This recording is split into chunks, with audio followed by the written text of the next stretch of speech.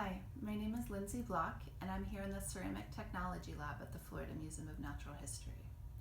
I'm an archaeologist, and that means I'm really interested in learning about the ways that people lived in the past, and the way that I do that is through artifacts, things that they left behind.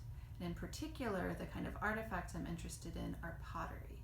So pottery is clay that was taken and formed into different shapes and then fired really hot so that it stayed hard permanently.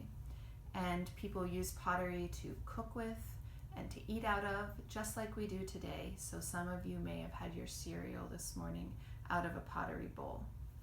People here in Florida made some pots that were very, very big. So this used to be a big pot.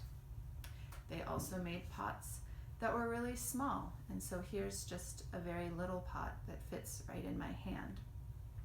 So one of the things that's really useful to archaeologists about pottery is that sometimes it has decorations, and those decorations can tell us a lot about how people lived in the past, the places they went, the people they interacted with, and even what they ate. And so, for example, about 800 years ago, right here around Gainesville in Central Florida, people we know were growing corn.